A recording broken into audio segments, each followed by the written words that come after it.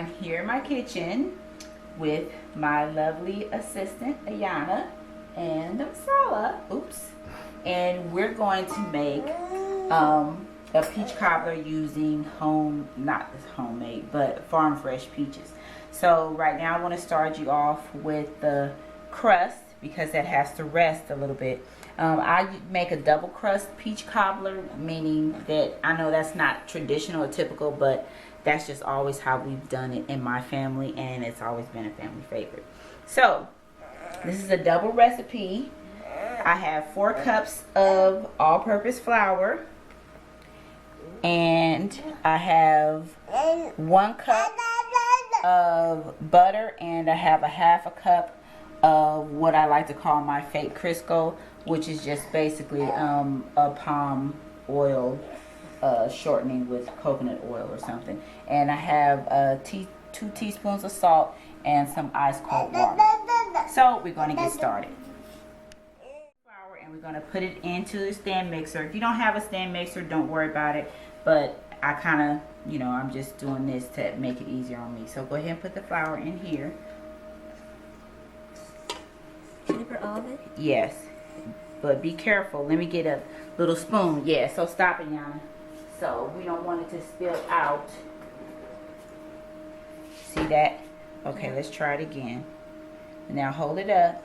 And then I'm going to hold it up a little bit more, honey. Yeah, and then Mommy's going to kind of scrape it into the bigger stand mixer. I do have one of those safety guards for this stand mixer, but sometimes it's more of a hassle to try to get the stuff in there with the safety guard on. Okay, now turn the bowl a little bit more. Some more. Yeah, okay, some more. Push it some more. There you go. Some more. There you go. Okay. So, now we're going to take our salt, get our salt, Ayana, and pour it all into there. Okay, you remember how Mommy taught you how to lower the mixer down or not? Yeah. Okay, go ahead. You got to go ahead, stand in front of it. There you go. Good job. And we're going to turn it on low just to kind of get the salt incorporated. And we're going to take this knife. It's a butter knife. And we're just going to kind of add this butter in. Eventually, I'm probably going to have to use my hands. But you want to add the rest of that in just like a little cube at a time. Yeah, you hear that? So it's starting to work. Yeah, there you go. You can lower it down to the bottom a little bit. So yeah, there you go. Kind of stand in front of it. Here. I'll let you hold it. And then kind of stand a little. There you go. There you go. So once we get all the butter in there, then we're going to show you what the dough looks like. So I'm going to turn this up. Oops. Oh, that was a mistake. Uh-oh. That's why the guard is good to have. Don't try that at home, folks. Okay, so I'm going to turn it off. And now we're going to add our water. So now, Yana, get the tablespoon. No, don't pour that all in there with the dough turn to pancakes. So we're going to add this. We're going to do like this. 1. I need about 10 to 15 tablespoons. 2, 3, 4, 5, 6, 7, 8. I just want to go ahead and put 10 in there. 9, 10. And the reason why you put it in a tablespoon at a time is because, like I said, you do not want your dough to turn into cake batter or anything like that. You want it to be a dough. So we'll let the blender do its thing.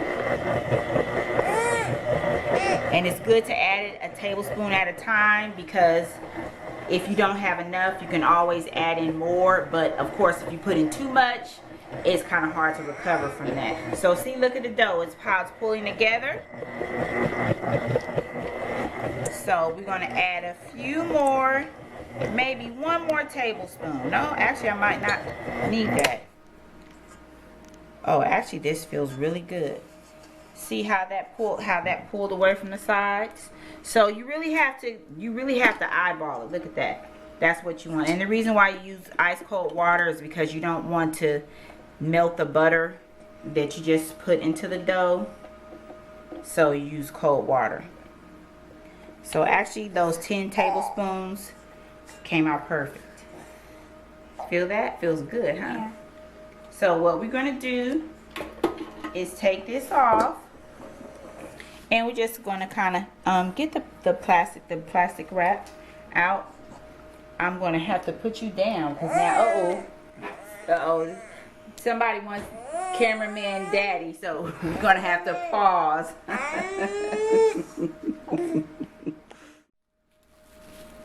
Okay, so right now I have my daughter covering up the dough.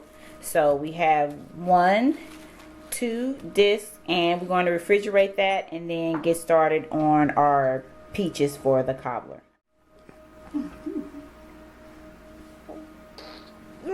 Hi. Okay, so we're back. I have some fresh peaches. I've already started cutting some of them up, but I just wanted to show you an easy way to get the peel off the peaches and get the pits out. So let's get started. Okay, so I just take my peach and I'm just kind of cutting it around the pit, and you can just pull it apart like that. So I know that sometimes, like, you know, you can like blanch the peach and drop it in hot water and all that, but I really don't. These peaches, most of the peaches I have are like super ripe. You can't put your t-shirt on. Oh, there's my son with a pull-up and a t-shirt that he's trying to put on. So right now, so typically the skin has just been peeling off, but if your peaches are super firm, the skin won't peel off as easily. So you kind of have to peel it a bit like you would a potato. So this peach is firmer than some of the other ones I've had. So this right here are some of the super overripe peaches, and instead of just throwing them away, I'm going to make a delicious tropical drink. I have a pineapple, some peaches, some berries that I'm going to make a yummy tropical drink with. So I might show you that as well. So now to get the pit out, you can just simply pull it out. No fuss, no muss. And if your peaches are really ripe, like I said, the skin typically just peels off, but it's not really peeling off on this one, but that's okay. So I'm just going to do this. Doesn't have to be perfect because it's your kitchen, your family. Like my children tell me all the time that, you know, I'm like, oh, it doesn't look good, and they're like, oh, mommy, but it's delicious. They're so sweet. So let me finish the rest of these and we will go to the next step.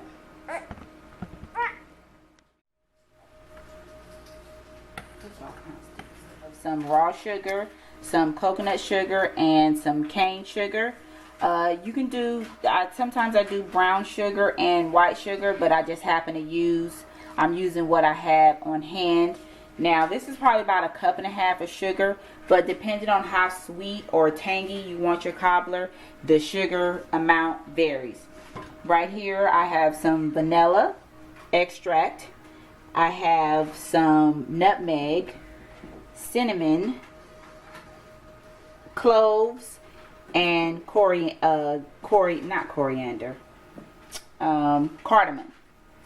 And I also have 1 whole stick of butter. So you don't have to do the cloves or the cardamom, but that's just something, you know, that I kind of like the extra spices. So I'm turning on my Dutch oven here to medium because I'm not really trying to cook the peaches, because we are going to put it in the oven and I don't want to mash it up, and I don't want this to turn into like a peach mushy soup. So we have to be very careful. Plus I had like really ripe peaches, and that's why the chunks are kind of big like this, because I don't want to mush up my peaches.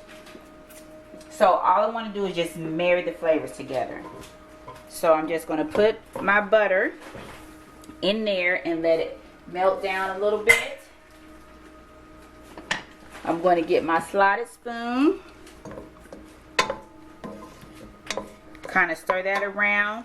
You can use, if you don't have fresh peaches available and don't feel like even being bothered, you can always use frozen peaches, or you can use canned. Now when you use canned peaches, you have to be careful because a lot of times those are packed in a sugary syrup, and you have to like drain the syrup off and reserve some of the liquid. So if you use canned peaches, you really don't need a lot of sugar, just a very minimal amount, like maybe a 1/4 cup, if that, because you don't want you don't want to just taste sugar in your cobbler. Frozen peaches, you have to use a little bit more because sometimes the peaches are a bit tangy. But if it's the summer and you have a really nice local farm or really great local supermarket and you have some really nice, fresh, deliciously sweet peaches, you know, you can season and sugar it accordingly. Okay, so my sauce is, let me get in here. It's kind of, not my sauce, but my butter is just melted a little bit, and that's how I want it. Okay, Yana, go ahead and pick up the nutmeg. That's it right there, and just dump it all in there. There you go. And then do the cinnamon next. And then just pour it in there. Okay, good job. And then go ahead, do each of the spices. Yep. Pour it in there. Next spice. Pour it in there. Good job. So I'm going to have you move out the way, and I'm going to let your brother put you want to put this one in there? Okay. So wait. Let mommy help you hold it. Okay, hold it. Go ahead. All right. Good job. Yay. Now go put that in the sink. So I'm just going to, you want to stir this, Ayana, for me? Okay. Stir that up. And while she's stirring it, I'm going to add my peaches, and then I'm going to just show you what that looks like. Stir it soft because the peaches, I don't want them to bruise. I'm going to come back and show you what this looks like after everything is all coated.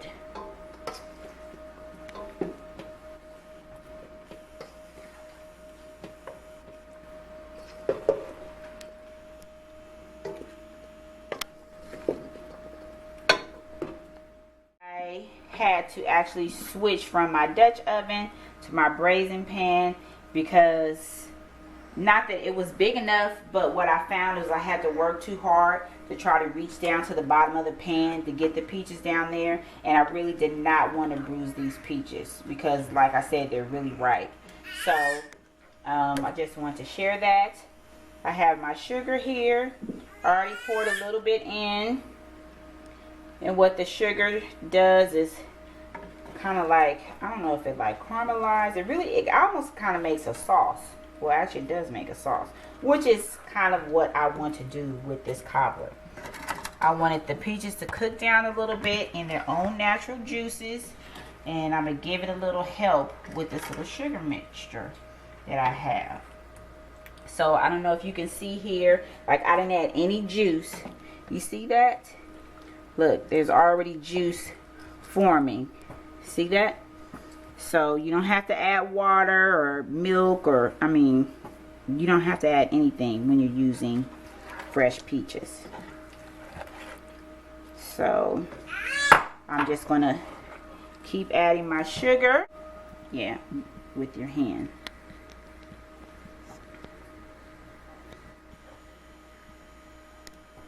Is it too heavy? It's not too heavy. Uh-oh, there's someone in the background. I'm going to help you. You can hold it still. I'm just going to help you. Okay, so here is the peach mixture. You see all that yummy juice. Now, typically, I make like a little thickener when I use frozen peaches or canned, because for whatever reason they're like extremely watery. But I do not need a thickener for this because it's already thick. So I'm going to let my daughter and my son kind of like taste the peach juice and see what they think about it. Okay, very tastes good. Tastes good. You want to taste it, Amari? No. You don't want to taste the peach stuff? No. No? Okay, Mommy will taste it. Mmm. Oh, somebody else wants to taste it. Oh my goodness, that's actually really good. Okay, so my older daughter wants to taste it. I'll even give you a little bit of peach with yours. Oops. Let's see. It's really good. Okay. Okay. There you go. Roll. Bring your stool. You can use Mommy's rolling pin. There you go. There you go. You gotta press it though. There you go. And then press it back. Do it again. Alright. And press it back. Do it again. Okay. Can Mommy roll a little bit now? Okay, I need the rolling pin. So we just do it like this.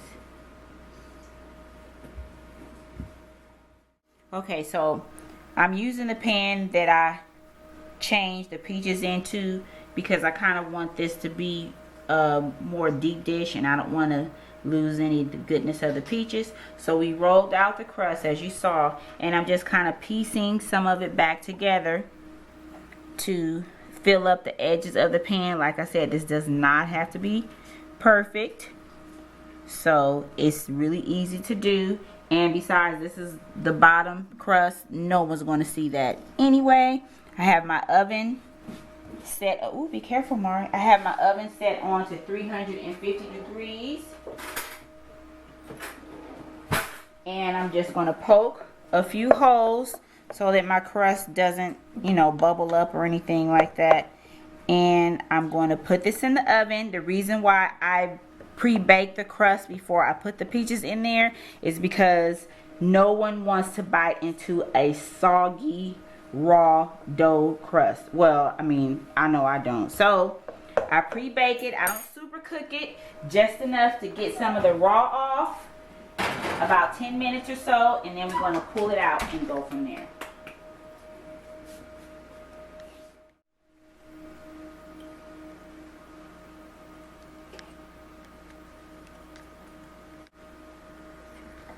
I'm just slicing the top crust into strips to get it ready to be placed over the top of the peaches.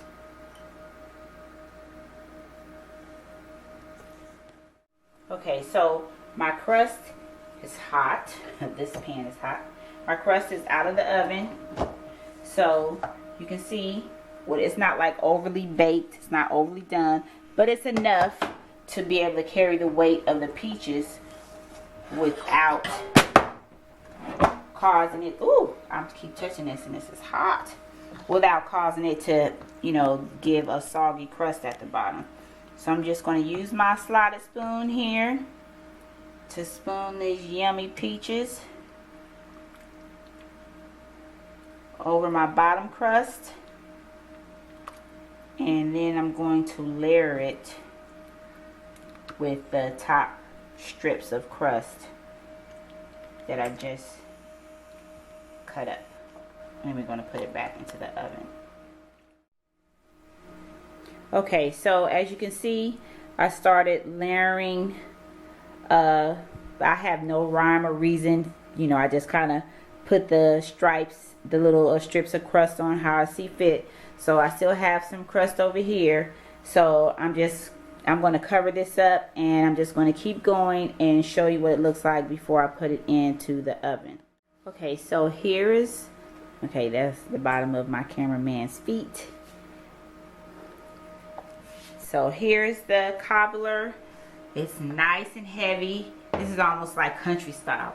So I layered the crust.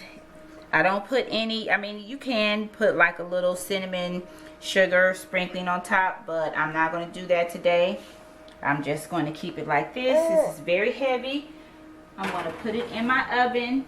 Remember, the peaches are already done, so really what I'm doing is just kind of like baking the crust and kind of wanting the peach mixer to kind of really solidify just a little bit. So 620 now, maybe about 640 or so. We're gonna get it out the oven and show you what it's looking like. Huh? We're gonna show you that, baby. We're gonna show what the yummy peaches in the cobbler is. Oh, okay, it's Daddy's turn. See you in a bit.